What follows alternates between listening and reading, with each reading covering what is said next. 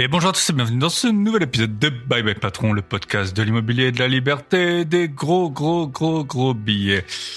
Et aujourd'hui, on va où? Eh ben, on va à Dubaï pour changer. On a été en Argentine, on a été au Cambodge, on a été à Budapest et je pensais que c'était très intéressant de faire un épisode sur l'immobilier à Dubaï. On sait que c'est en vogue, il y a pas mal de pubs sur les réseaux et je voulais voir quelles étaient les spécificités de ce marché, comment est-ce qu'on fait pour acheter, comment est-ce qu'il est possible de pas payer cash tout de suite un investissement, quelles sont les rentabilités, les quartiers, etc. On va tout voir ensemble avec Agathe, c'est pas la peine qu'on fasse une intro trop longue.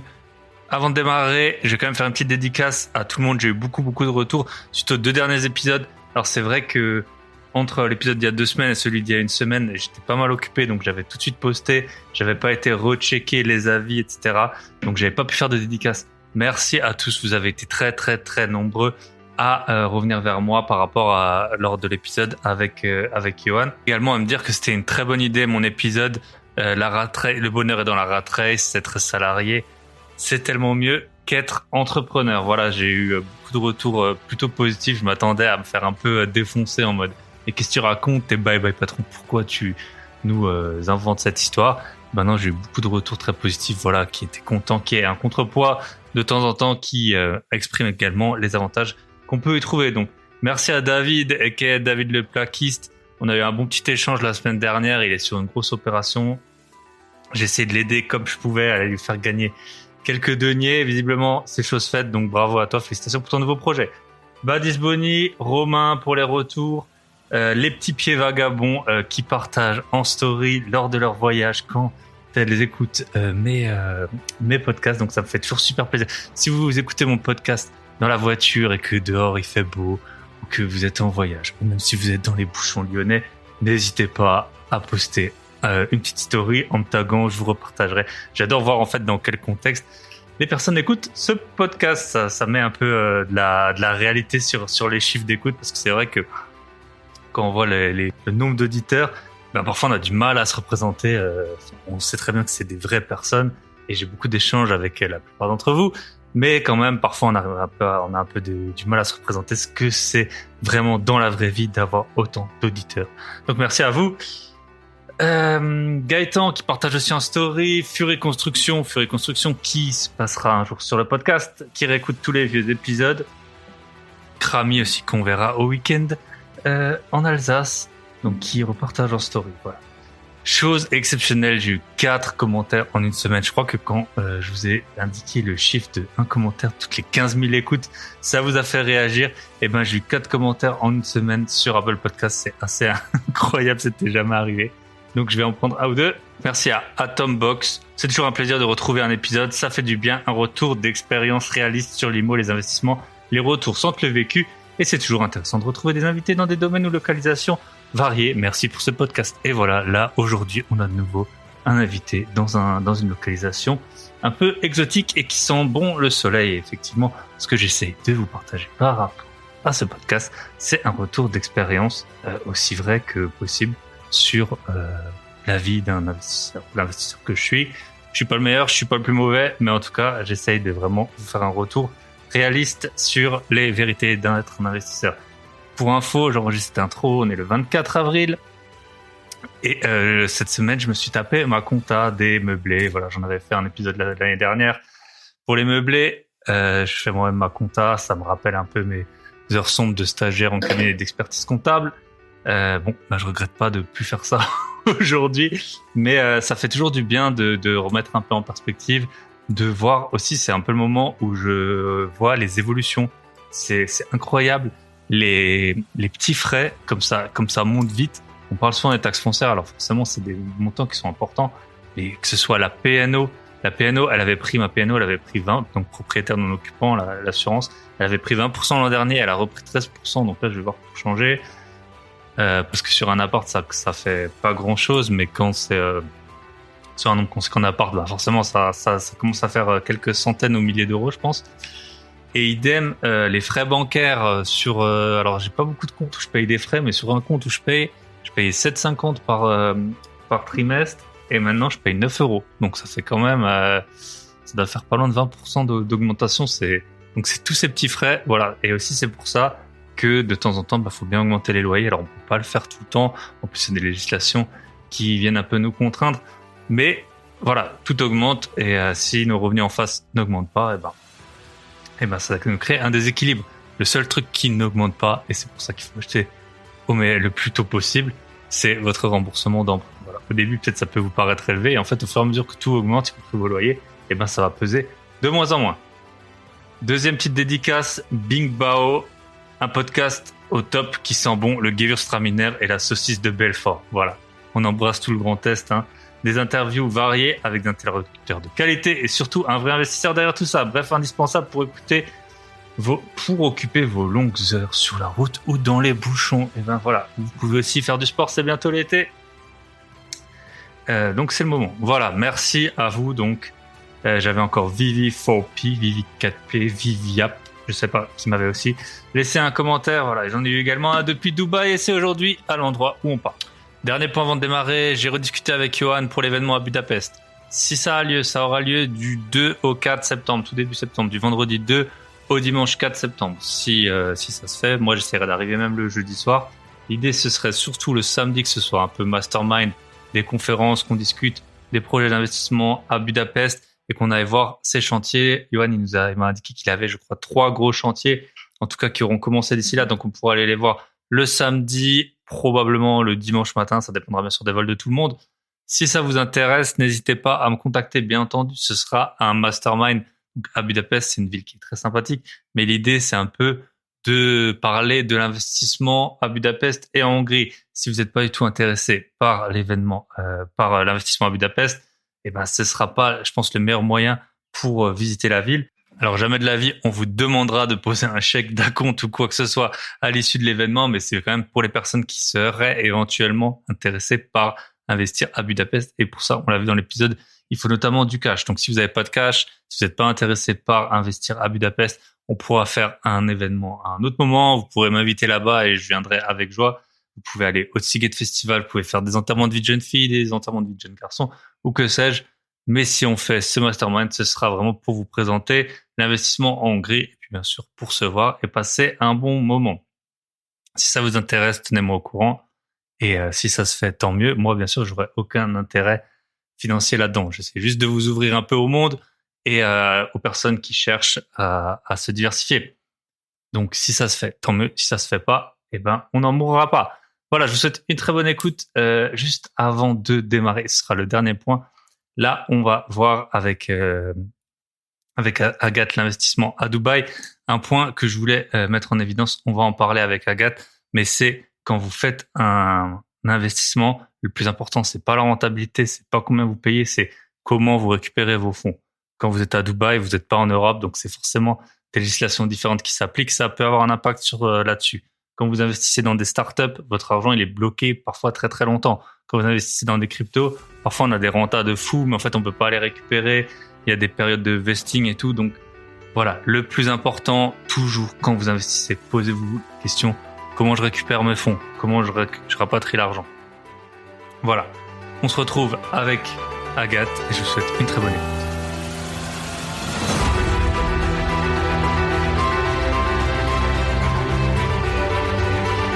Bonjour à tous et bienvenue dans ce nouvel épisode de Bye Bye Patron. Et aujourd'hui, une fois n'est pas coutume, on va prendre plus ou moins l'avion. En tout cas, on va voyager avec Agathe.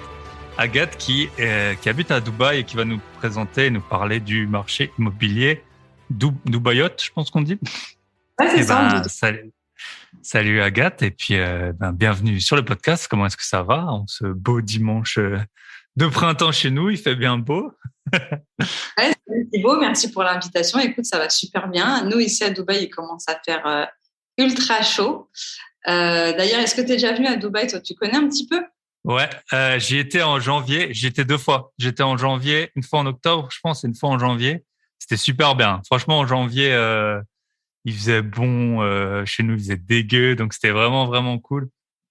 C'est une ville, après, chacun a ses préférences de voyage. Mais moi, je pense qu'il faut y aller au moins, quand t'es européen, je sais pas, tous les 2 ans. En plus, moi, j'aime pas trop l'hiver. Donc, passer là-bas, c'est vrai que ça fait du bien. Ça fait du bien au moral. Et puis, tu vois un peu tu vois la ville, comment elle se développe, même en 2 ans. Tu vois, il y avait la grande roue, là. Je pense qu'elle était pas, il y a 2 ans, elle était encore en construction quand j'avais été. Et puis là, en janvier, ben, j'étais sur la grande roue, là, la plus grande du monde.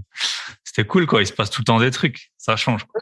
Il se passe tout le temps des trucs, ça va très très vite, comme tu dis, et il y a encore plein de choses à venir. Moi, j'habite depuis Ouais. pratiquement 10 ans à Dubaï, et j'ai vu des quartiers sortir de terre, j'ai vu les lois sur la famille changer, évoluer, j'ai vu la ville complètement se développer et changer de visage sur les 10 dernières années, et plus particulièrement sur les 3-4 dernières années, ça va super vite. Ok, ouais, bah, c'est aussi pour ça. C'est vrai que Dubaï, c'est un peu, tout le monde a un avis dessus, quoi. C'est soit en bien, soit en moins bien, mais tout le monde a un avis dessus. Donc, on va voir ça ensemble. Bah, si tu peux commencer par, donc, le podcast s'appelle Bye Bye Patron. Et souvent, pourquoi, en fait, c'est un peu l'idée du podcast, c'est que les gens, ils ont eu des désillusions, tu vois, avec leur premier job, où ils ont fait des études, où leurs parents, ils leur ont dit qu'ils pouvaient tout faire. Et puis après, quand ils arrivent dans le monde du travail, ils se rendent compte que ils sont très exceptionnels, mais que en fait tout le monde n'a peut-être pas jugé à leur juste valeur, leur prédisposition. Donc, est-ce que tu pourrais peut-être nous raconter une de tes premières, je sais pas, expériences professionnelles, soit un peu cocasse ou alors quand tu as fait un métier un peu incroyable, ou alors ce que tu faisais avant d'arriver dans ton métier actuel? Écoute, j'ai pas spécialement de choses cocasses à dire par rapport à ma vie. Après, la chose qui est un petit peu plus, enfin, qui est un petit peu étonnante en général par rapport à mon parcours professionnel, c'est que j'ai bossé dans 3 pays différents et j'ai bossé dans énormément d'industries différentes. Donc, effectivement, moi aussi, comme tu dis, hein, j'avais de grands rêves. Je voulais faire une belle carrière, je voulais gagner beaucoup d'argent. Donc, j'ai démarré à Paris dans la finance, dans l'informatique financière. Et en fait, mon boulot, c'était de recruter des consultants pour travailler dans des grandes banques d'investissement françaises et qui étaient en général des gens qui sortaient de Polytechnique ou de grosses écoles d'ingénieurs en informatique et de les proposer aux banques d'investissement pour des missions de 1 an, 2 ans, 3 ans. C'est quelque chose qui a très bien marché, c'était top et j'ai gagné pas mal de sous. Donc, pour le Bye Bye Patron, ça s'y prête.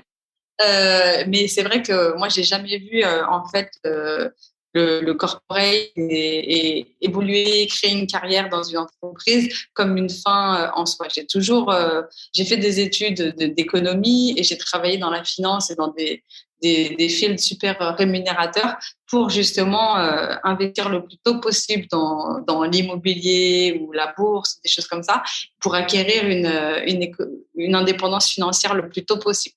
Moi, j'ai toujours dit, j'ai 38 ans aujourd'hui, donc je vais devoir revoir mes plans à la baisse. Mais j'ai toujours dit, moi, à 40 ans, j'arrête de travailler. Et j'ai 40. Donc bon, on va pousser jusqu'à 45, je sais pas. Mais voilà, en gros, moi, j'ai commencé dans la finance et quand voilà, j'ai fait pas mal d'argent, mais c'était quand même un milieu très, très stressant. Donc, à un peu moins de 30 ans, j'ai décidé de quitter Paris et d'aller vivre à Dubaï pour tenter l'aventure à Dubaï.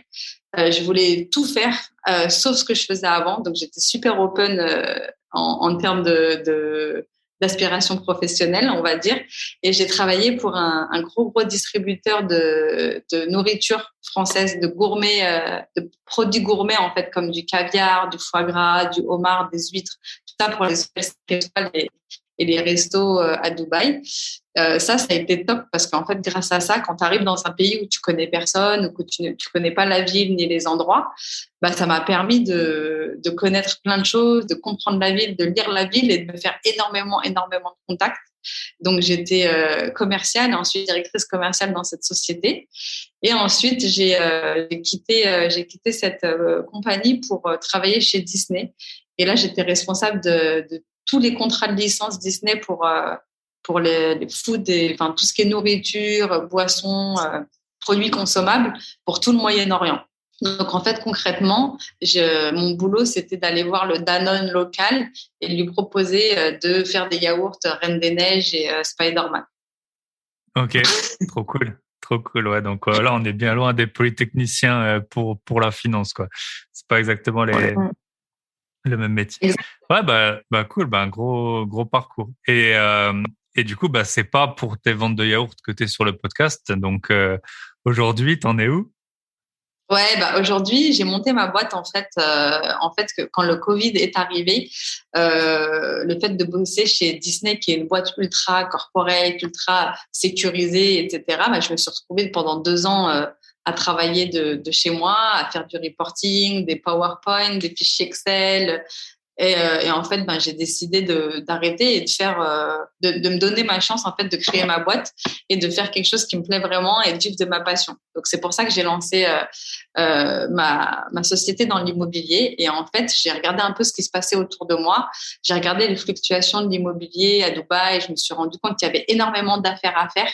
Je me suis rendu compte aussi que le secteur de l'immobilier à Dubaï apportait des opportunités en termes d'investissement que peu de pays dans le monde apportent encore aujourd'hui. Et donc, j'ai décidé de promouvoir ce type d'investissement à l'étranger et d'accompagner les investisseurs étrangers dans leur investissement locatif à Dubaï. Ok, cool. Bah, et donc, du coup, c'est pour ça que je t'ai proposé de faire un épisode parce qu'on en avait fait un avec Johan, là, donc, à Budapest. Et donc, t'as un peu, je pense, une activité ressemblante, même si c'est pas exactement pareil, à mon avis, à Dubaï. Du coup, bah, on va peut-être commencer rapidement sur la vie à Dubaï. Est-ce que tu peux nous en dire en dehors de l'immobilier, peut-être le coût de la vie, comment tu vis, comment tu t'es installé? Un peu pour les gens qui voudraient s'expatrier, comment ça se passe? Peut-être les impôts. Je pense qu'il n'y a pas trop d'impôts sur le revenu. Ça, Euh, la bonne nouvelle, hein, c'est la ouais. bonne nouvelle de venir s'installer ici. En fait, donc, ouais, tu as zéro impôt sur le revenu, tu as zéro même quand tu es toi patron, tu n'as pas de charge salariale, tu n'as pas de charge patronale à payer. Quand tu es employé, ton salaire net, c'est ton salaire brut, en fait, c'est la même chose. Après, la contrepartie de ça, c'est que bah, du coup, tu n'as aucune couverture sociale. Tu n'as pas de retraite, tu n'as pas de chômage au cas où tu perds ton travail. Et je dirais même plus, si tu perds ton travail, il faut en trouver un très très vite parce que ton visa, en fait, est la raison pour laquelle tu as le droit de rester sur le territoire est lié directement à ton sponsor qui est ton employeur. Après, c'est très facile de trouver d'autres options pour avoir un sponsor. Notamment, tu peux monter une société freelance et avoir un visa à ton nom grâce à cette société. Tu peux avoir un visa d'investisseur aussi. On va en reparler un petit peu plus tard. Donc, du coup, c'est pas non plus très, très précaire. C'est-à-dire que tu peux rester sur le territoire, mais c'est vrai que le coût de la vie est assez important. Donc, faut retrouver quelque chose assez rapidement. Après, quand je dis coût de la vie important, Dubaï, c'est ce que t'en fais. Comme ce que tu disais tout à l'heure, il y a énormément de gens qui ont plein d'avis sur Dubaï, qui adorent, d'autres qui détestent, d'autres qui ont l'impression qu'il faut être millionnaire pour pouvoir s'épanouir ici. C'est pas le cas. Au quotidien, tu peux faire plein de choses sympas en famille, avec des amis, sans non plus casser ta tirelire, quoi. Il y a plein de choses à faire.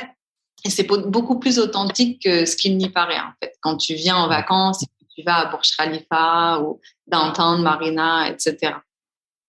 Ok. Ouais, c'est ça.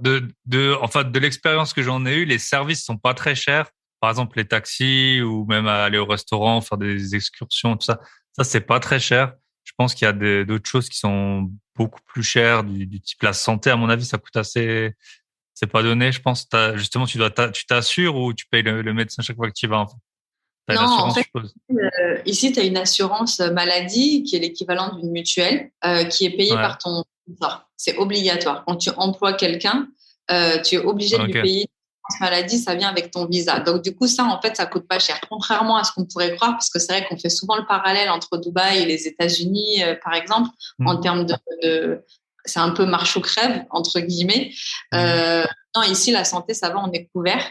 Après, si t'es en freelance ou si t'as ta propre boîte, ouais, dans ces cas-là, il faut que tu payes une mutuelle à l'année. Ça coûte pas hyper cher. Ce qui coûte le plus cher ici, c'est vraiment ton loyer, c'est se loger et c'est les écoles si tu as des enfants. Hmm. Ok. Ouais, ça, on en avait parlé. J'avais eu aussi un joueur de poker qui habite au Cambodge et même lui, il m'expliquait que l'école, dès que t'es, en fait, partout dans le monde, dès que t'es dans une école enfin privée, en fait, pas payée par l'État, ça coûte tout de suite très cher. Et donc, si demain on me propose un boulot à Dubaï, combien il faudrait que je demande au minimum pour avoir une vie sympa, tu dirais? Tout dépend de ton profil. Si tu es tout seul, si Si tu je es suis tout seul, célibataire, on va un dire. enfant, pour bien et kiffer, tu vois, c'est-à-dire vivre dans un bel endroit, mais en même temps te faire plaisir, aller au resto. Ouais, voilà, vraiment ne pas compter, voyager quand on a envie, etc. Il faut minimum, je dirais, entre 20 et 25 000 dirhams, ce qui fait environ 5 à 6 000 euros. Mais c'est pas, pour ici, pour Dubaï, c'est pas un salaire très élevé, tu vois, c'est un salaire d'une personne qui a 4-5 ans d'expérience, qui a un master et Ok, 4-5 ans d'expérience, tu peux prétendre à ça très facilement. ouais. Ok, ouais. Du coup, c'est... Et puis, ouais, 5-6 000 euros, ok. Bah, cool. Tu sais qu'au Cambodge, là, le Baptiste, le joueur de poker, il disait que, bon, lui, c'était pour une famille, mais qu'il lui fallait aussi 5-6 000 euros, pour vivre la vie d'expat. C'est souvent plus cher que ce qu'on peut penser. Mais au final, on voit qu'entre Dubaï et le Cambodge, c'est presque un budget, ressemblant. Et, Ouais, après, ok. la famille, ça chiffre, hein. Ça chiffre beaucoup plus par contre. Ouais, c'est clair, quand tu as une famille, c'est différent. Ok, super. Donc, 5-6 000 euros, 25 000 dirhams. Et, euh, et les gens, ils se logent où? Parce que c'est vrai, si on a déjà été à Dubaï, bah, tu as la marina, tu as le downtown. Est-ce que c'est là où les gens, ils habitent? Franchement, oui et non, mais pas trop en fait. Ça va être certains types de profils qui vont habiter dans ces endroits-là. Tu vois, moi j'habitais à Downtown quand je suis arrivée, par exemple, parce que j'étais toute seule avec mon mari et que c'est un endroit où ça bouge énormément. Tu as plein de restos. Tu peux aller au mall jusqu'à minuit, tu peux faire du shopping jusqu'à Mhm. minuit parce que tu t'ennuies et je sais pas, il y a rien à la télé par exemple. Donc ça vit quoi, c'est top. Marina, c'est à peu près la même chose, c'est le même esprit, mais tu es au bord de la mer. Et donc, du coup, c'est sympa aussi. Donc, ça, c'est les endroits, on va dire, où tu vas avoir des gens qui sont célibataires ou des couples sans enfants. Après, à partir du moment où les gens commencent à avoir des enfants, en général, ils bougent en villa, dans des compounds, ce qu'on appelle des compounds. En fait, c'est des grands lotissements où il y a plein d'espaces verts, où il y a plein de villas avec un jardin et puis des piscines et tout, et où il fait bon vivre globalement. Et ça, c'est à une vingtaine de minutes du centre-ville en général. Ok. C'est comme un peu partout dans le monde. Quand tu as, quand t'as une famille, tu t'éloignes un peu du centre-ville pour avoir un peu plus de place et de verdure. Ok. Et, euh, avant de partir sur l'investissement à Dubaï, toi, tu avais investi en France avant de partir? Ouais, moi j'ai commencé à investir en France. Je te dis, j'avais une idée fixe, hein. Moi, je voulais être entière à 40 ans. Donc, j'ai commencé très tôt et j'ai commencé à acheter des chambres de bonne à Paris. Après, moi, je suis de Ok. Paris. Donc, j'ai une vision ultra biaisée de l'immobilier français. C'est-à-dire que Ouais. t'as rien en dessous de une chambre de bonne de 10 mètres carrés, ça coûte 100 000 euros, quoi. À l'époque Hmm. où moi j'ai acheté, c'était il y a 15 ans. C'était plutôt aux alentours de 60-70 000 euros et aujourd'hui c'est aux alentours de 130 Hmm. 000, 150 000 en fonction des quartiers. Donc moi j'avais compris à ce moment-là que c'était le meilleur rendement possible, que plus tu achetais petit à Paris et plus tu faisais de l'argent. Donc j'avais acheté des places de parking et des chambres de bonne. Ça c'est quand j'étais étudiante. Ok. Ah, quand tu Et étais étudiante déjà. ouais, ça c'était quand j'étais étudiante et du coup quand j'étais étudiante c'était intéressant parce que comme j'avais pas de salaire, je payais pas beaucoup de, tu sais, je payais pas d'impôts sur le revenu, j'étais pas imposable Hmm. sur ces revenus-là. Et quand j'ai commencé à gagner bien ma vie, du coup là c'était assez Ah, ça négligeable comme piquait. revenu. Ouais, voilà, c'était assez négligeable comme revenu versus ce que je payais comme impôt dessus. Donc du coup j'ai décidé de les revendre, séparer. Et aujourd'hui, là, j'ai plus rien en France. Sauf une SCPI, j'ai des investissements dans une SCPI parce que c'est quelque chose qui, voilà, t'as à t'occuper de rien. Et comme je suis résident étranger, j'ai des facilités fiscales aussi sur ça. Mais j'ai retiré mon cash et je l'investis ici. Ah, ouais. Ok. Et ici, du coup, tu peux nous dire un peu ce que tu as avant qu'on parte vraiment sur ton activité? T'es pas Ouais, obligé de ici, dire moi, le j'ai nombre deux de lots, appartements. mais ok. Ouais, j'ai deux appartements qui sont dans des quartiers qui sont dans des très bons quartiers, des quartiers hyper centraux. Et je fais du holiday home en fait. Je fais du court terme avec.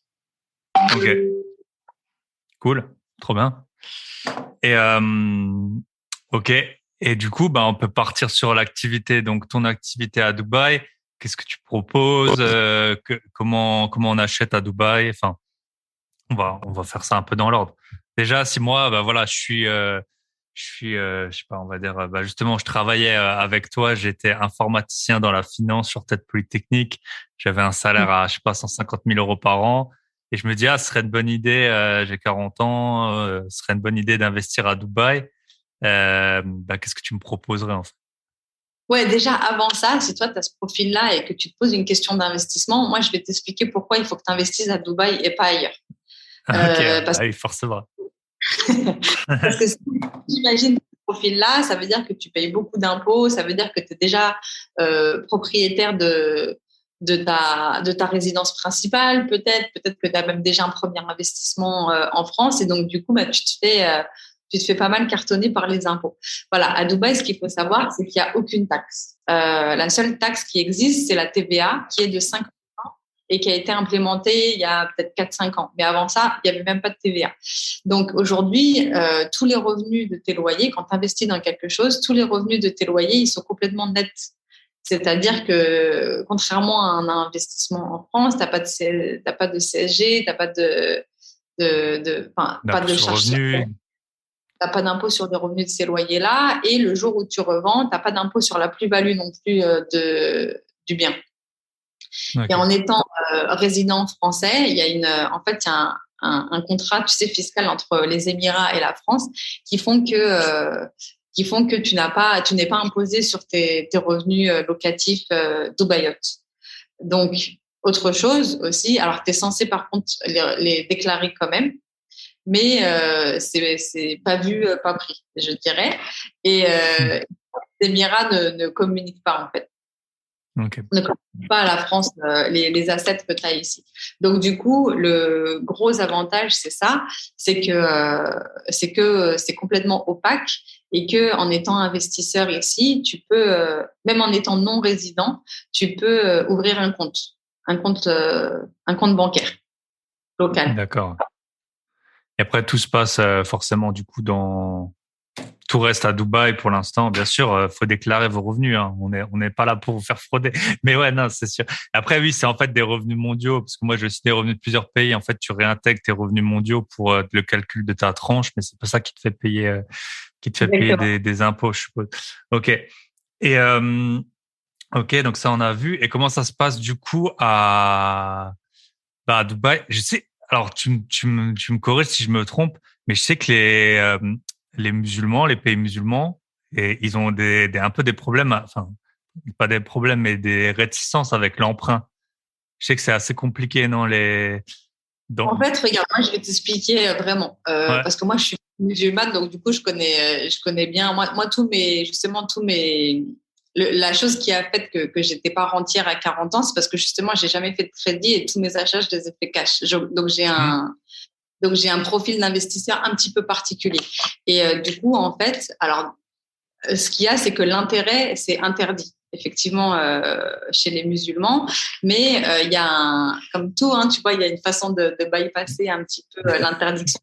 C'est que, en fait, la banque, toi, quand tu t'es intéressé par un bien et que tu as envie de te le faire financer, la banque, elle va acheter le bien pour toi et elle va te le revendre avec une marge. Par exemple, tu achètes quelque chose ouais, 1 million, la banque te le revend 1 million 2. Donc, c'est la marge que la banque va se faire va être corrélée au risque qu'elle prend. hmm, Et donc, forcément, plus le remboursement se fait sur une longue durée, plus le risque de ne pas être remboursé est grand. Donc, forcément, ça s'apparente à de l'intérêt d'un point de vue financier, mais d'un point de vue éthique, c'est présenté d'une façon différente, ce qui te permet quand même d'avoir des financements qu'on appelle sans intérêt, mais où quand même la banque gagne de l'argent parce qu'elle t'a financé ton bien. ok.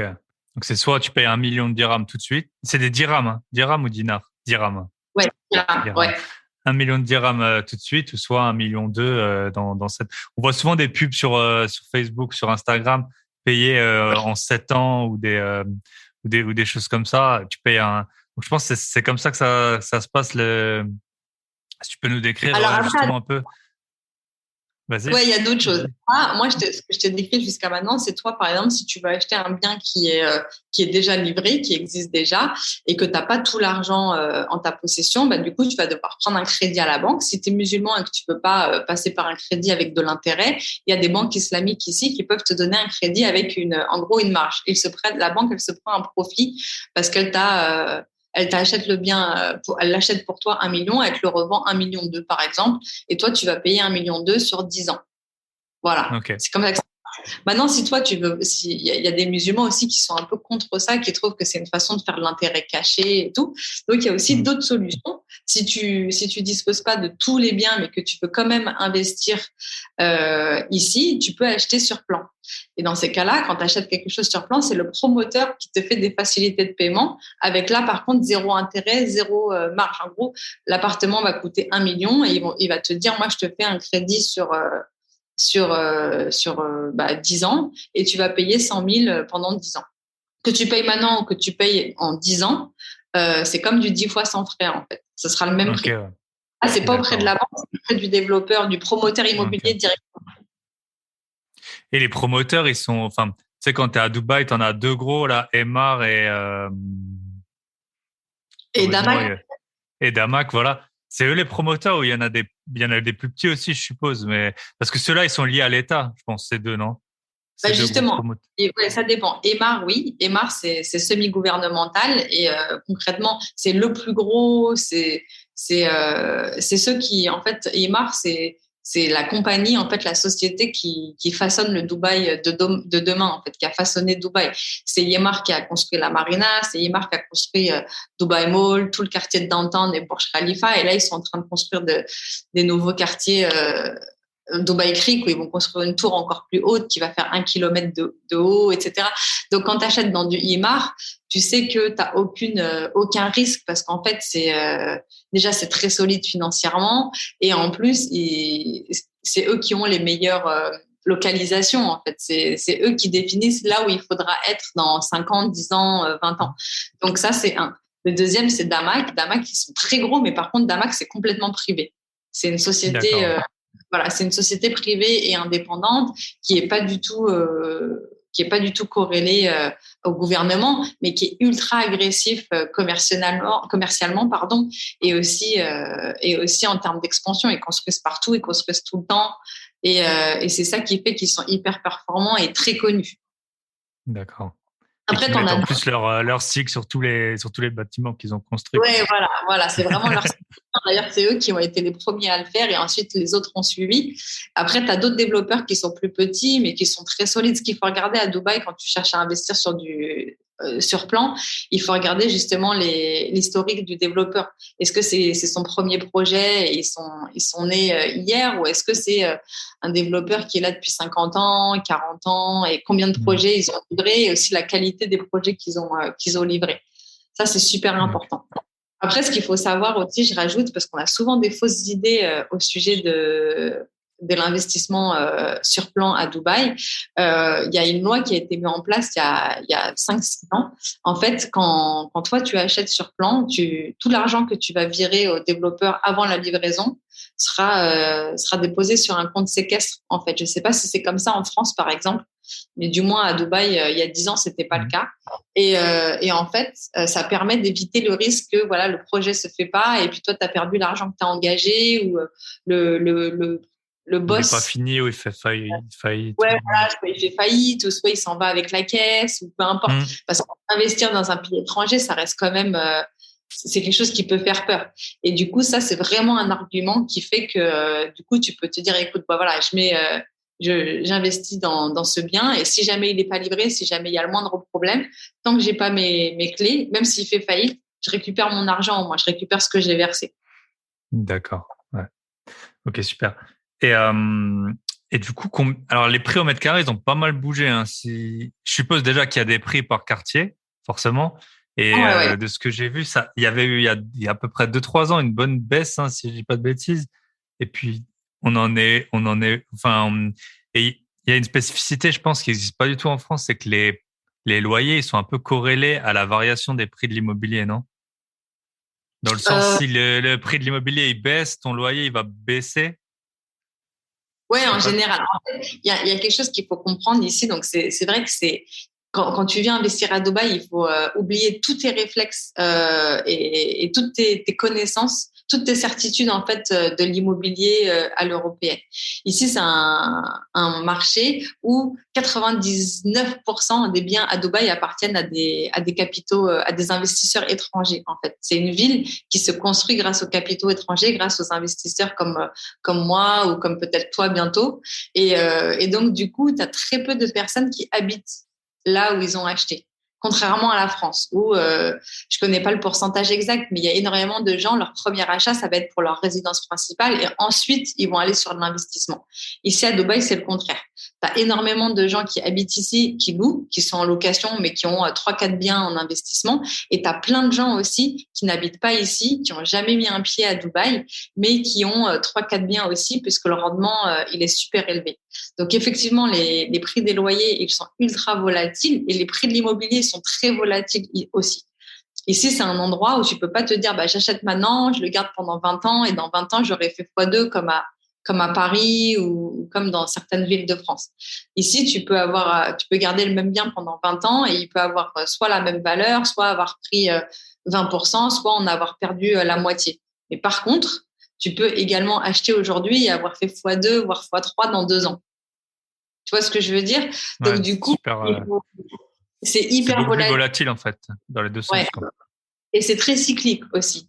Et c'est ça qui fait que tu peux faire des coups énormes. Alors, il y a certaines personnes qui vont voir ça comme un énorme risque et comme quelque chose de plutôt négatif. Mais en fait, c'est là que tu fais les meilleurs. C'est là qu'il y a les plus grosses opportunités et c'est là qu'il y a les meilleurs coups à faire, en fait. Il faut se dire que tu investis dans l'immobilier à Dubaï comme si tu investissais en bourse, par exemple. C'est ça. Après, la différence, c'est qu'en bourse, alors je parle ça du point de vue grosse plus-value très rapide, du point de vue short terme et cyclique, mais c'est quand même beaucoup plus sûr. Et il y a quand même beaucoup de signaux sur lesquels tu peux te baser pour investir aujourd'hui, dans le sens où c'est un endroit du monde qui se développe énormément, qui se développe très très vite. Tout à l'heure, on parlait des changements qu'on a vus. Tu vois, il y a bientôt, alors c'est encore confidentiel, c'est pas public, mais il y a les casinos qui vont ouvrir bientôt à Dubaï grâce au Covid et grâce à toutes les mesures qui ont été prises en termes d'ouverture. C'est dans le top 5. Ça fait 5-6 ans que Dubaï et les Émirats sont dans le top 5 des villes les plus touristiques au monde. C'est le pays le plus safe au monde. C'est une étude qui a été faite, tu sais, par une assurance qui t'assure quand tu pars en vacances. C'est le pays le plus sûr au monde. Donc, toutes ces choses, en fait, envoient plein de signaux et qui font qu'en ce moment, bah, voilà, l'immobilier est en train de boomer, en fait, à Dubaï. Ok, ouais. Ouais, c'est vrai que quand j'avais été à Dubaï, on avait fait, je sais pas, une sorte d'excursion, puis le guide nous avait dit le taux de criminalité, mais ça ne nous parlait pas du tout. Tu vois, c'était genre 0,5 pour 1000 ou c'était. Mais après, j'avais vérifié parce que j'avais été au Japon, que j'ai trouvé l'endroit hyper safe où t'as les gens, ils ont leur clé de voiture accrochée à leur sac à dos, leur téléphone dans, tu vois, dans une poche du sac à dos et tout. Et puis en fait, effectivement, les taux de criminalité à Dubaï, c'était encore plus bas qu'au Japon. Alors sûrement pas pour les mêmes raisons exactement, mais en tout cas, c'est vrai que ça peut être un gros plus pour pas mal de monde. Et du coup, je revient sur les prix. Combien est-ce que ça coûte, par exemple, je sais pas, un 70 mètres carrés, bien Bah, en fait, placé? ouais, voilà, tout dépend où tu te trouves, mais on va dire si tu es sur des quartiers comme Downtown, City Walk, qui sont des quartiers super haut de gamme, parce qu'après, bien placé, ça veut pas dire haut de gamme non Ouais. plus, tu vois. Tu peux avoir un quartier comme Marina, par exemple, c'est en général super aimé des touristes. Donc, si tu veux faire du short terme, c'est intéressant d'investir là-bas. Par contre, entre une tour et une autre, tu vas avoir des prix qui sont du simple au Ouais. double au mètre carré, ce qui n'est pas le cas à Paris, par exemple. Mais si on regarde sur des endroits qui sont à la fois bien placés et à la fois tout neufs et super appréciés des touristes comme Downtown et City Walk, c'est aux alentours de 5 000 euros du mètre carré, ce qui fait la moitié d'un quartier, du quartier le moins cher à Paris. Hmm. Ok. Et Ouais. dans ce package, tu as, des prestations qui n'ont rien à voir. T'as une piscine, une salle de sport, une conciergerie 24 heures sur 24, des fois un voiturier, etc. Ok. Ouais, c'est vrai que la dernière fois que j'étais à Dubaï, j'étais avec des potes à moi et puis le but c'était le logement. On s'en foutait un peu. Enfin, on était juste entre gars et j'ai pris le truc le moins cher à Marina. C'était un 4 étoiles soi-disant. On a payé 300 euros, je crois, ou non, 500 euros pour 6 pour 3 jours. Donc ça faisait genre 30 euros la nuit. Et tu voyais bien que la tour, elle avait quand même, elle avait déjà bien vécu. Ouais. C'était pas là où tu demandes ta copine en mariage, quoi. Mais bon, pour nous, ça avait très bien fait l'affaire. Et ok, et les charges, du coup, tu as dit qu'il y a plein de services. Je suppose il y a des charges qui ont un certain coût. Combien ça coûte par mois? C'est tout ça, la piscine, le... Donc, t'as pas de chauffage, t'as la clim, je suppose, mais t'as pas de chauffage à payer souvent. Ben, Ouais. les charges comme la clim, etc., ça, c'est à la charge du locataire en général. Donc, de D'accord. toute façon, c'est pas un problème pour le propriétaire. Par contre, ouais, tout ce qui est entretien des parties communes, c'est quelque chose qui dépend de la taille de ton appartement. Ici, on compte en square foot. C'est des pieds carrés au lieu des mètres carrés, en fait.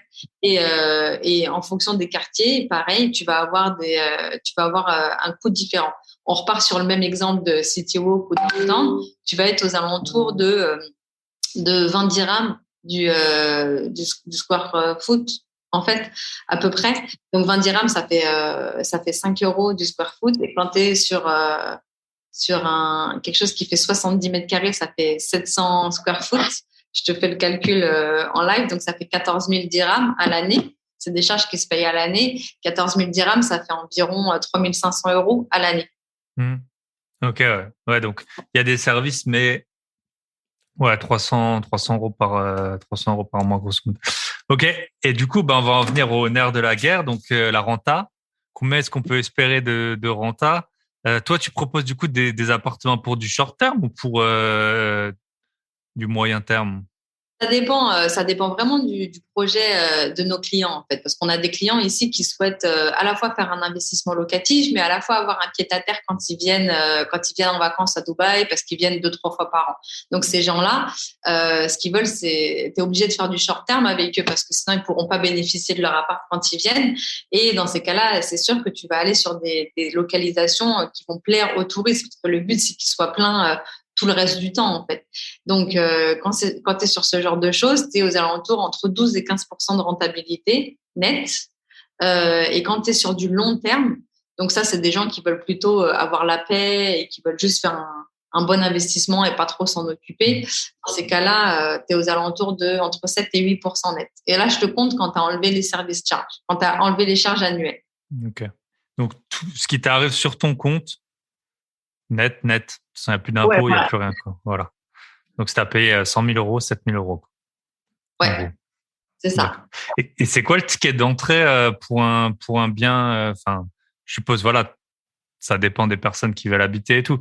Mais si demain, tu as quelqu'un qui veut investir à Dubaï, qui est un peu jeune, combien tu lui dirais? Enfin, c'est quoi le ticket d'entrée de ce que tu proposes? Ben, en fait, excuse-moi, ça, c'est encore une idée reçue sur Dubaï. Tu sais, on a l'impression qu'ici, c'est vraiment une ville de millionnaires, etc. Et en fait, le ticket d'entrée ici pour avoir quelque chose qui va être dans des quartiers un peu périphériques, mais qui sont quand même à 15 minutes, 20 minutes du centre-ville, sur un studio qui va faire environ 35-40 mètres carrés, le ticket d'entrée, c'est environ 100-110 000 euros. Ok.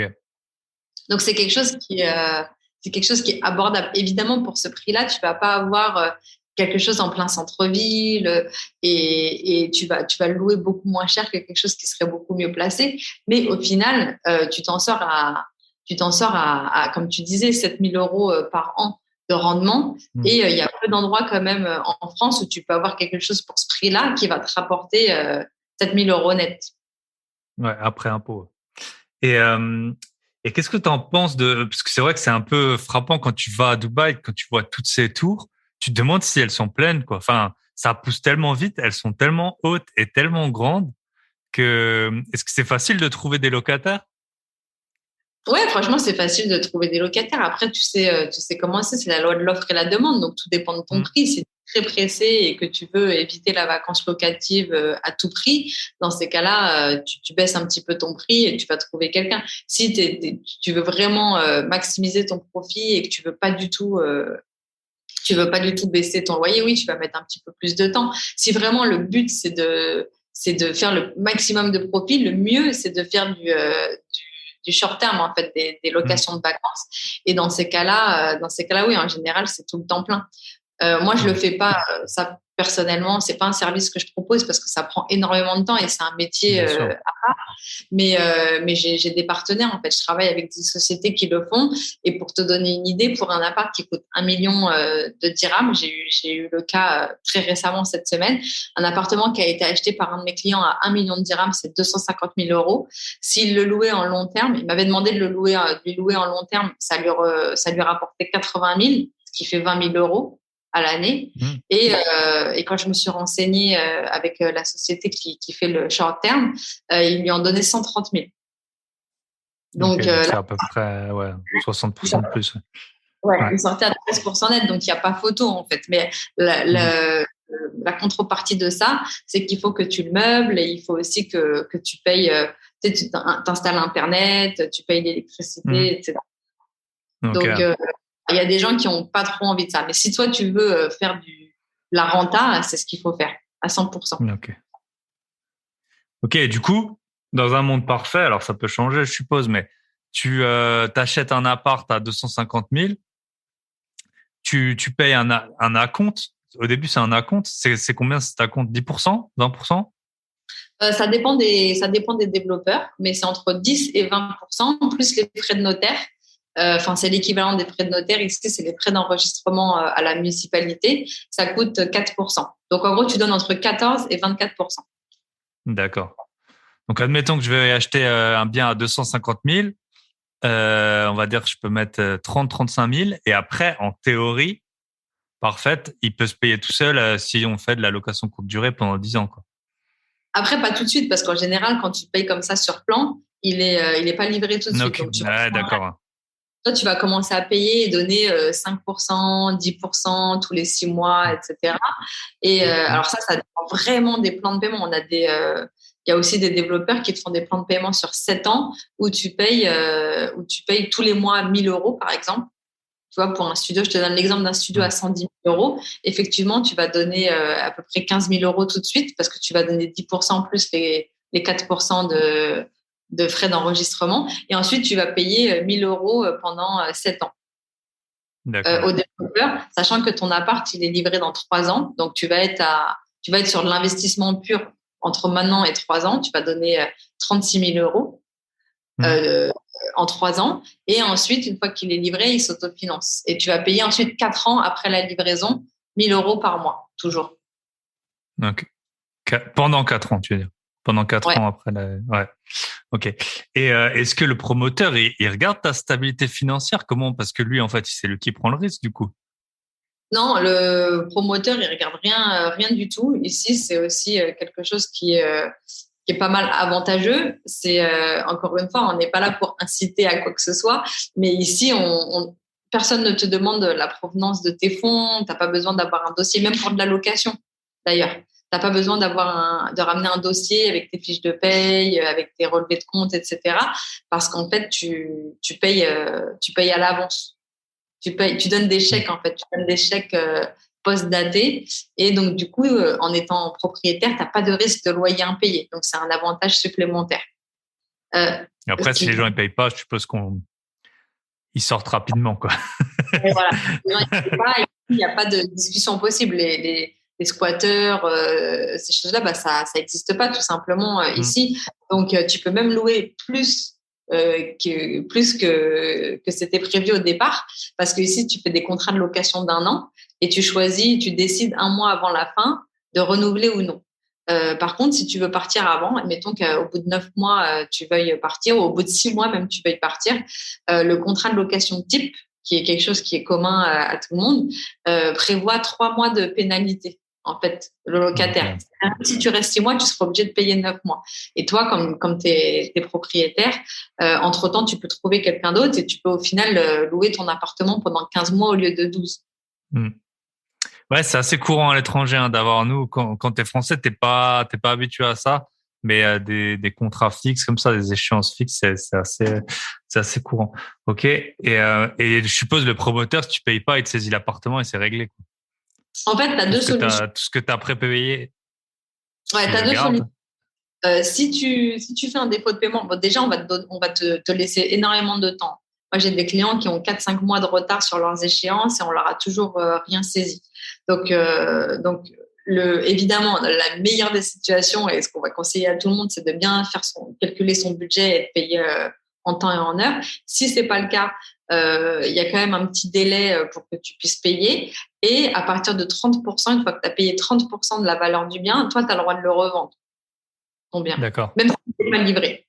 Donc, et plus tu te rapproches de la date de livraison, et plus l'appartement il a pris de la valeur. Il y a des gens qui vivent de ça, qui vont acheter, qui ont le budget pour un appart, mais qui vont en acheter 3, qui vont donner 3 fois 20% ou 3 fois 30%. Et une fois qu'ils sont arrivés, ensuite ils attendent. Et une fois qu'ils sont arrivés à 1 an de la livraison, ils revendent avec une plus-value de 30% sur chaque appart, en fait. Ok. Donc, tu as toujours moyen de t'en sortir. Et effectivement, par contre, si tu n'arrives pas à le revendre et que tu n'arrives pas à payer, là s'il n'est pas livré, tu n'as pas trop d'autres solutions qu'effectivement perdre ta mise. Une fois qu'il est livré, tu peux faire un crédit, même si tu n'es pas résident. En mettant en garantie le bien, quoi. Ouais, exactement. Donc ça reste quand même D'accord. quelque chose de super flexible. Tu vois, en France, par exemple, si tu n'es pas résident et que tu n'es pas français et que tu n'as pas de revenus en France, bonne chance pour aller faire un crédit. Choper un crédit. Alors Ouais. qu'ici, c'est plus ou moins automatique à partir du moment où le bien est déjà construit et livré. Ok. Et est-ce qu'une fois que tu as un bien, tu peux t'en servir, ouais, comme garantie pour enchaîner des opérations, tu vois? Je sais pas si tu as déjà Oui. un bien qui est payé et tout, tu peux le mettre en hypothèque pour aller sur un autre projet ou des choses comme ça? Ça existe, ça? Ça dépend des banques. Moi, j'ai jamais vu et j'ai jamais eu de client qui faisait ça. Donc, je peux pas te garantir à 100%. Mais après, ici, il y a aussi quelque chose pour éviter justement qu'il y ait trop de spéculation et que tout se casse la gueule un peu comme les subprimes. Tu vois, quand tu fais un premier achat immobilier de quelque chose qui existe. Là, on part sur un bien existant, on n'est pas sur du off-plan. Il faut que tu donnes un acompte de 25% de la valeur du bien. Si ton crédit il est encore en train de courir et que tu vas acheter un deuxième, là, il va falloir que tu mettes 50% d'acompte pour D'accord. éviter que les gens mettent 10% un peu Face du partout. levier à mort, ouais. Ouais, exactement. Donc, par contre, si tu vas acheter sur plan, là, tu peux en acheter 10. Personne ne te demande quoi que ce soit. C'est pour ça que la plupart des clients, moi, de mes clients en tout cas, ils s'orientent vers de l'achat sur plan parce que ça présente énormément d'avantages. Déjà, tu as des facilités de paiement, tu payes en plusieurs années à taux zéro. En plus, tu as une plus-value automatique qui se fait à la livraison en général entre 20 et 30%. Donc, même si le bien, tu n'as pas envie de l'exploiter, tu peux te dire, bah voilà, je le revends à la livraison et je me fais 30% alors que j'ai immobilisé la moitié de la valeur du bien pendant 3 ans, par exemple. Ok. Ok, super. Et dernière question que je voulais voir avec toi, c'est les transferts d'argent. Est-ce que c'est facile entre la France et Dubaï? En fait, ça dépend. Il faut obligatoirement apporter des justificatifs. En fait, il faut montrer. Ici, quand tu veux booker un appartement, tu peux le faire avec 1 000 euros. Tu vois, on va t'envoyer un lien de paiement de 1 000 euros juste pour que l'appartement n'apparaisse plus dans l'inventaire du promoteur. Et ensuite, tu as 1 semaine, 2 semaines pour transférer les 10%. Pour transférer, une fois que tu auras payé les 1 000 euros, on va te donner un formulaire de réservation. Et grâce à ce formulaire de réservation, sur lequel il y aura le descriptif de l'appartement, l'adresse, ton nom, ton prénom, la taille de l'appart, etc. Grâce à ça, en fait, toi, tu peux aller à ta banque et leur demander de virer l'argent sur le compte du promoteur. Après, donc ça se fait. Et ça, moi, je le fais tout le temps. Mais c'est pas facile parce que les banques françaises vont tout faire pour que tu le fasses pas. Donc, Ok. si tu me demandes si c'est facile, non, c'est pas très facile, mais il suffit juste de leur dire, écoutez, ça c'est mon argent, je vous ai demandé d'envoyer telle somme à tel endroit et ils ont pas de, ils ont aucune raison et ils ont aucun moyen de ne pas te l'accorder en fait. Mais Ok. c'est rare que ça se passe sans encombre, on va dire. D'accord. Et dans l'autre sens, pour virer de l'argent de Dubaï vers la France? Ah, ça, c'est super facile par contre, parce que comme c'est un pays où il y a une majorité d'expatriés, la plupart des gens, c'est ce qu'ils font en fait, c'est qu'ils gagnent des salaires ici et puis ils envoient, quand le taux de change est favorable, ils envoient dans leur pays d'origine pour un investissement, pour acheter une maison ou peu importe. Ok. Et donc, du coup, dans ce sens-là, ça se fait très facilement au contraire. Et les banques françaises, elles posent pas de problème de provenance des fonds et tout, elles te posent pas trop de questions? Le truc, c'est que toi, si t'as déjà, si toi, tu habites à Dubaï, c'est tout simplement tes salaires. Tu dis, Ouais. voilà, c'est mes salaires, c'est mes économies. Non, on te demandera rien du tout. Ok. Par contre, si tu es résident français et que tu fais venir de l'argent d'un compte à Dubaï à ton nom, encore une fois, c'est un compte à ton nom, donc c'est pas de l'argent qui Hmm. vient de nulle part. Il est possible qu'ils te demandent, mais comme toi, tu es propriétaire, tu as ton acte de propriété, tu leur dis tout simplement, c'est mes revenus de loyer et voilà. Ok. Pas de problème. Ce Ok. qui pose problème, c'est quand tu viens avec du cash en France, en fait. Du cash, quoi. Du cash, ouais, physique, ouais. Ouais, ouais. Ok. Ouais, c'est, et, c'est quoi, 10 000 dollars, 20 000 dollars? Ça dépend des pays, je pense, hein, qui commencent à poser problème. En France, c'est beaucoup moins que ça. Je crois qu'à partir de 3 000 euros, si tu viens avec 3 000 euros en espèces que tu veux déposer sur ton compte en France, je pense qu'on te Ah, demande. ouais. Ah oui, si tu veux les déposer sur ton compte. Ouais, ouais, je parlais de la douane, mais ouais, si tu veux les déposer sur ton compte, je crois que Ouais, c'est, la douane, c'est 10 000. En tout cas, nous, en tant que résidents étrangers français, on peut voyager avec 10 000 euros cash. ok. Ok. Et trois, je vais essayer de faire tenir le podcast en 1 heure. Donc, deux, trois autres questions. Du coup, toi, ton rôle exactement, c'est quoi? C'est sourcer les biens. Ensuite, tu t'aides les gens pour, je suppose, lire les actes ou comment ça se passe? En fait, voilà, moi, les clients, je les accompagne comme si c'était moi, en fait, comme si c'était un ami ou une personne de ma famille. Et d'ailleurs, c'est comme ça que j'ai commencé, en conseillant des gens que je connaissais. En gros, voilà, un client va venir me voir et me dit, voilà, moi, j'ai 100 000 euros à investir. Quelle est ma meilleure option? Donc, je vais essayer de comprendre quel est le projet. Est-ce que c'est pour un pied-à-terre? Est-ce que c'est un investissement? Est-ce que c'est pour, est-ce que vous souhaitez faire de la plus-value pour plus tard, mais le rendement, c'est pas la priorité? Ou est-ce que, au contraire, vous en fichez un peu de la plus-value, mais vous voulez quelque chose qui crache au quotidien du rendement? Voilà, je vais essayer de comprendre tout ça. Et en fonction de ça, je vais ramener au client 3 options. En général, je me limite à 3 parce qu'après, quand on donne trop de choix, les gens sont un peu perdus, ils savent pas trop à quel sens vouer. Je vais ramener 3 options où je calcule exactement, voilà, là, c'est combien tu vas le louer en me basant sur si c'est quelque chose qui existe dans les loyers de la tour existante ou du quartier. Si c'est quelque chose qui n'existe pas, ça va être des choses équivalentes dans le quartier, moins les services charges annuels, et je vais sortir à chaque fois le rendement. Et je vais expliquer aux clients, je vais apporter du conseil en leur disant, voilà, moi, j'irai sur ce bien-là parce que le développeur, il est plus digne de confiance, parce que c'est quelque chose qui va mieux vieillir dans la durée, ou tout simplement parce que le rendement est meilleur et c'est ce que vous cherchez, à bien égal. Donc, je vais leur donner un report, en fait, vraiment un rapport détaillé des biens, du prix au mètre carré, des services charges, du rendement. Et ensuite, si le client dit OK, je vais acheter celui-là, je vais les accompagner tout au long de l'achat, de la transaction, jusqu'à ce qu'ils reçoivent les clés. Et à la réception des clés, s'ils le souhaitent, je m'occupe de la gestion locative et incluant aller ouvrir le compte en banque pour mon client, déposer les chèques sur son compte, de sorte qu'il ait à s'occuper de rien. Ok. Et comment tu te rémunères? Un pourcentage? En fait, si c'est un bien existant, on achète un particulier. Donc, dans ces cas-là, je prends un pourcentage sur la vente qui sera payé par l'acheteur. Ça aussi, c'est un peu différent de la France. En général, en France, c'est partagé entre l'acheteur et le vendeur. Ici, à Dubaï, c'est payé que par l'acheteur, ce qui peut être un truc positif le jour où toi, tu peux revendre ton bien parce que tu sais que tu n'auras rien à payer, ce sera du net. Et par contre, quand je travaille avec des développeurs, je suis payée directement par le développeur, ce qui veut dire que ma prestation envers le client, elle est totalement gratuite. Il paye le même prix que s'il était passé par quelqu'un d'autre, quoi. Ouais, Je paye le même prix que s'il n'était pas en direct auprès du développeur, voire même moins cher avec moi, parce que moi, je fais du volume avec eux. Donc, du coup, j'ai des prix, ils me font en général des pourcentages, des discounts, etc. Chose que toi, quand tu es client, tu arrives tout seul, c'est impossible à négocier. Ok. Et sur l'existant, c'est combien les frais d'agence à peu près en pourcent?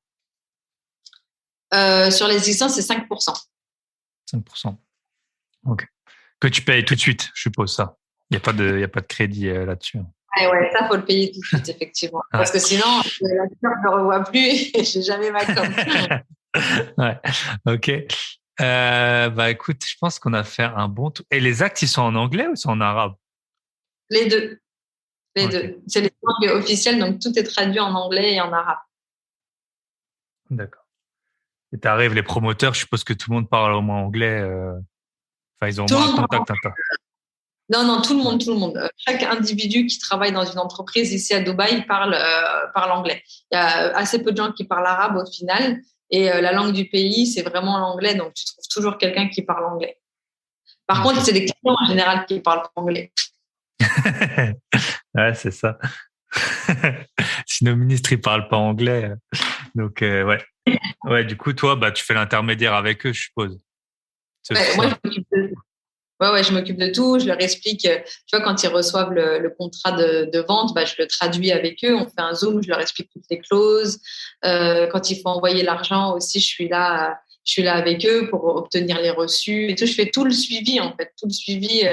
Je leur explique où il faut signer, quand est-ce qu'il faut renvoyer ça, et tout, etc., pour que ce soit le plus clair et le plus simple possible, en fait. Et c'est plutôt très simple, pour être honnête. C'est pas Ok. vraiment compliqué.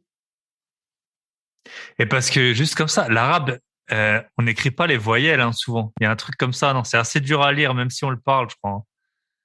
Ouais, les voyelles, c'est différent, effectivement. Ouais. Du coup, ouais. C'est pour des actes. Déjà, les actes notariés, quand c'est dans ta langue maternelle, t'as parfois du mal à comprendre. Du coup, ouais, s'il manque les voyelles. Ok, bah écoute, on a fait un bon tour. Là, on est à 59 minutes. Normalement, je pose quelques questions, mais je vais juste, allez, je vais t'en poser deux. La première, c'est qu'est-ce qui, selon toi, fait que ton business il fonctionne? Il y a plusieurs facteurs. Je vais essayer d'être brève. Déjà, Ouais. le fait que l'immobilier à Dubaï, toutes les conditions qu'on a décrites font qu'il y a énormément de gens aujourd'hui qui se tournent vers Dubaï pour investir parce que c'est super intéressant. Le fait que, donc ça, c'est, ouais, voilà, pourquoi mon type de société marche bien en général, c'est pour Hmm. ça. Ensuite, pourquoi les gens en général ils font appel à moi, c'est parce que je suis à Dubaï depuis pratiquement 10 ans, que je suis moi-même investisseur à Dubaï et que donc je sais de quoi je parle en fait. Le marché, je l'ai étudié en long, en large et en travers. Et du coup, bah, je suis au courant de tout et je peux apporter le meilleur conseil. Autre chose aussi, c'est que, comme tu l'as vu, je suis assez bavarde. J'aime bien créer un relationnel avec les gens et mes clients, je leur pose 1 million de questions, je les écoute, j'essaie de comprendre leur histoire. Est-ce que tu viens en famille? Est-ce que tu es tout seul? À quel moment de ta vie t'es? Est-ce que tu as envie de prendre des risques? Est-ce qu'au contraire, tu veux un petit investissement pépère, sans risque? Et en fonction de ça, je vais leur proposer des options différentes. Donc, en général, ça, les gens le comprennent. Ils me font confiance et ça m'est arrivé de dire non, avance pas sur ce bien-là parce que tu vas te mettre en galère et tout, etc. Ils me font confiance et du coup, derrière, ils me recommandent. Ok, super. Et la dernière question, alors tu n'as pas eu tout réfléchi, ça va peut-être être compliqué. Est-ce que tu as un invité à me recommander, quelqu'un, alors ça peut être dans tous les domaines, mais un peu autour du bye-bye patron, de l'investissement, que tu me recommanderais, je sais pas, tu as peut-être un ami qui fait du short terme ou alors, qui parle français, hein, parce que sinon ça va être compliqué pour les auditeurs. Franchement, là tout de suite, j'ai aucune idée, mais si tu veux, j'y réfléchis et je te Ok, recontacte. Je t'envoie ça. J'ai oublié de dire quelque chose pour que tu saches. C'est que ici à Dubaï, tu peux acheter des propriétés en Bitcoin. ok, ouais, tu peux en Bitcoin, mais pas 100%, c'est. Si tu peux passer, alors soit tu passes par des brokers Ouais. qui prennent un pourcentage. Soit tu peux acheter 100% en passant par certains développeurs, dont Emark est le développeur principal dont on a parlé au début. Soit, une fois que tu as payé ton acompte et que tu as ouvert un compte ici, bah, tu peux déverser l'argent de ton wallet sur ton compte personnel ici et ensuite payer avec en dirham. Ok, Super. Bah, c'est une bonne nouvelle pour les gros investisseurs crypto qui ont peut-être fait, parce que c'est vrai que c'est toujours compliqué quand tu commences à avoir fait. Alors, c'est pas tout le monde, mais je connais soit directement ou soit indirectement des gens qui ont fait des centaines de milliers ou des millions d'euros en crypto.